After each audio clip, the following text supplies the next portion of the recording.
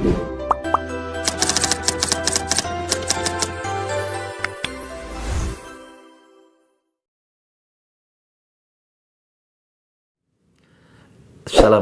warahmatullahi wabarakatuh.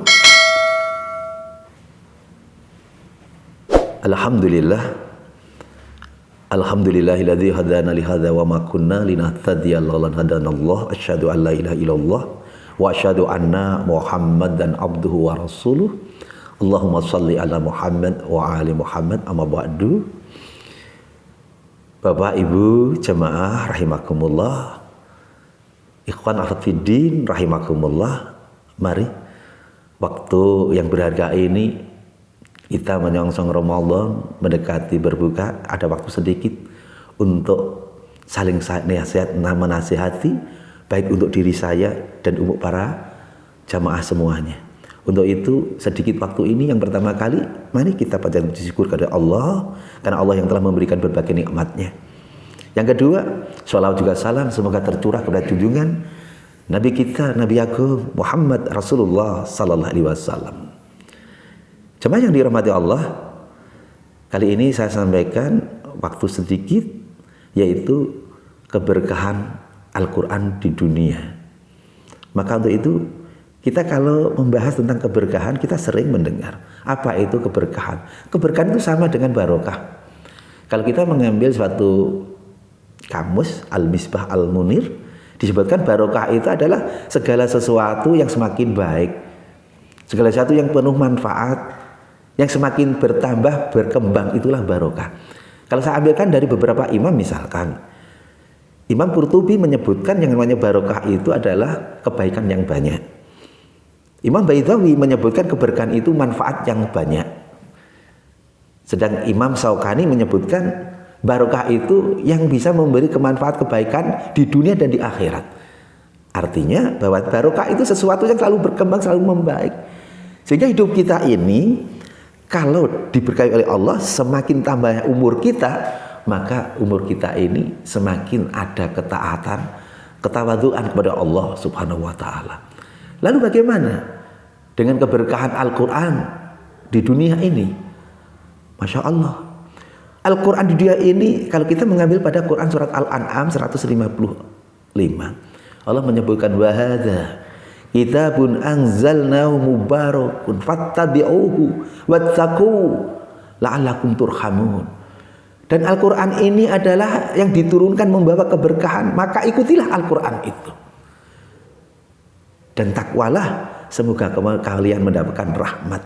Untuk itu jemaah yang dirahmati Allah, kembali pada konsep Al-Quran tadi, Quran diturunkan itu penuh barokah. Bagaimana kita akan mendapatkan barokahnya Al-Quran di dunia ini? Karena ada keberkahan Al-Quran di akhirat, tapi karena waktu saya sampaikan keberkahan Al-Quran di dunia. Yang pertama, Al-Quran itu akan menjamin para pembacanya, dia itu akan lebih tenang, tentram hatinya. Coba kita buka pada Quran surat Ar-Ra'd 28. Alladzina amanu wa tatma'inu qulubuhum bi dzikrillah. Ala bi dzikrillah tatma'inul qulub. Orang-orang akan tenang hatinya kalau dia itu zikrullah, zikir kepada Allah. Allah. Kalimat ini Allah menyebutkan Allah, ketahuilah, ingatlah. Bi dzikrillah tatma'inul qulub, dengan zikir kepada Allah hati kalian akan tenang. Maka untuk itu zikrullah itu bisa dengan kalimat tasbih, tahmid, tahlil, takbir, subhanallah, alhamdulillah, la ilaha illallah, Allahu akbar. Salat itu juga zikrullah. Bapak Ibu, ikhwan afiddin, melaksanakan kebaikan itu juga zikrullah, karena zikrullah itu ingat kepada Allah. Maka untuk itu orang-orang yang selalu zikrullah dengan Al-Quran, membaca Al-Quran, membaca. Belum nanti kalau kita mau untuk mentadaburi, terus mengamalkan, ini adalah sesuatu yang luar biasa. Orang itu akan tenang, tentram hatinya. Yang kedua, barokah Al-Quran di dunia, Al-Quran akan memberikan jalan keluar bagi hamba-hambanya yang dia itu betul dekat dengan Al-Quran. Allah akan muliakan. Jemaah rahimakumullah, saya punya seorang teman, ya, kehidupannya pas-pasan. Tapi subhanallah, anaknya itu di pondok pesantren tahfidzul Quran. Begitu lulus, rampung, dia ingin melanjutkan kuliah. Tapi waktu itu orang tuanya bilang, wah enak, bagaimana kamu akan kuliah? Untuk kehidupan sehari-hari saja pas-pasan. Tapi anak ini begitu optimis, yakin. Dia menjawab pada orang tuanya, ayah ibunya. Ayah ibu, kita punya Allah. Begitu singkat padat, kita punya Allah. Berilah saya uang 200. Saya ingin ikut tes senam PTN. Maka diberikan uang 200. Singkat cerita, dia akhirnya apa? Ikut tes. Subhanallah. Ternyata dia diterima. Di jurusan kedokteran umum di sebuah perguruan tinggi negeri, bayangkan. Dia senang, dia bahagia, dia bersujud di hadapan Allah.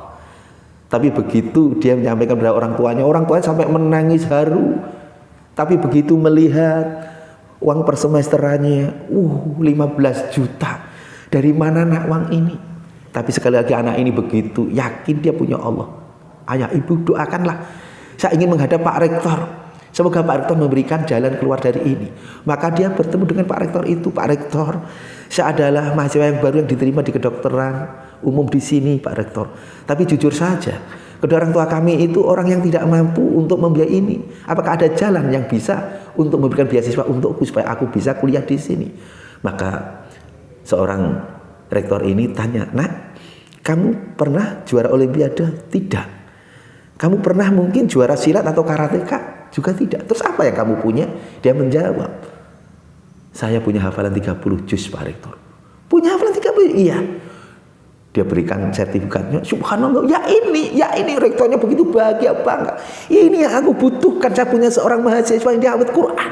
Masuk, nak, masuk. Nanti akan dapatkan beasiswa. Masya Allah. Dan alhamdulillah dia bisa kuliah. Karena apa? Karena dia punya Al-Quran. Dia punya 30 juz. Bayangkan kalau seorang anak yang tadi dia datang tidak membawa hafalan, dari mana? Wong dia nggak punya juara olimpiade, dia nggak punya juara untuk karateka atau yang lainnya. Dia hanya punya satu, yaitu apa? Hafidz Quran. Ternyata Allah muliakan. Maka disinilah Allah menyampaikan dalam Quran surat At-Talaq ayat 2 dan 3. Wa may yattaqillaha yaj'al lahu makhraja. Barang siapa yang takwa kepada Allah, maka Allah akan memberikan jalan keluar dari kesulitan hidup. Dan ayat selanjutnya pada ayat 3, wa yarzuqhu min haitsu la yahtasib, dan Allah akan memberikan rezeki dari arah pintu yang tidak terduga-duga. Bayangkan jemaah rahimakumullah. Sebuah keluarga yang pas-pasan tapi Allah berikan rezekinya yang dahsyat. Anaknya bisa kuliah di kedokteran. Berapa banyak orang-orang yang kaya, yang mampu, kepingin anaknya di kedokteran, malah nggak diterima. Tapi Allah begitu cintanya seorang anak ini dari pondok pesantren tahfidzul Quran, tapi dia bisa menembus lewat tesnya. Dia masuk di kedokteran sebuah perguruan tinggi negeri. Masya Allah. Wa yarzuqhum min haitsu la yahtasib. Ini suatu yang luar biasa, jemaah. Maka benar Al-Quran itu bisa memberikan keberkahan di dunia. Yang nomor 3, keberkahan Al-Quran. Al-Quran itu bisa memberikan, yaitu apa? Sebagai obat. Sebagaimana Al-Isra 82. Wa nunazzilu minal Qur'an ma huwa syifa wa rahmatul lil mu'minin. Dan tidaklah kami turunkan Al-Quran, kata Allah, kecuali sebagai obat, penawar, dan sebagai rahmat bagi orang-orang yang beriman. Maka berapa banyak orang yang kena penyakit, orang yang kena berbagai macam gangguan jin dan lainnya sebagainya, atau orang yang kena psikosomatik, misalkan asam lambung yang naik tinggi karena banyak pikiran, karena stres atau depresi. Maka orang ini kalau dibacakan dengan ayat Al-Quran atau ru'yah syariah, insya Allah atas izin Allah ini bisa sembuh. Dan itu banyak bukti-bukti seperti itu. Inilah Al-Quran. Bahwa Al-Quran itu ternyata memberikan suatu keberkahan di dunia. Maka untuk itu, jemaah yang dirahmati Allah, cintailah Al-Quran. Jangan jadikan Al-Quran itu sebuah pajangan saja. Al-Quran itu bisa menenteramkan kita, memberikan kebaikan untuk kita semuanya. Maka untuk itu, yang keempat, yang terakhir, keberkahan Al-Quran itu, orang yang selalu dekat dengan Al-Quran, dia akan selalu ada rasa ketawadukan, rasa cintanya kepada Allah yang berlebih dibanding yang lainnya. Karena Al-Quran diturunkan hudal linnas wa bayyinatin minal huda wal furqan. Diturunkan untuk semua manusia sebagai pembeda, sebagai penerang bagi orang-orang yang takwa. Sehingga orang-orang yang selalu yaitu dekat dengan Al-Quran, dia dalami, dia amalkan, maka kehidupannya itu akan terterangi oleh sinar Al-Quran. Dia tahu mana yang baik, mana yang buruk, mana yang hak, mana yang batil. Maka untuk itu dengan Al-Quran inilah kita akan mendapatkan keberkahan di dunia. Mungkin ini saja yang saya sampaikan. Kurang lebihnya mohon maaf. Wassalamualaikum warahmatullahi wabarakatuh.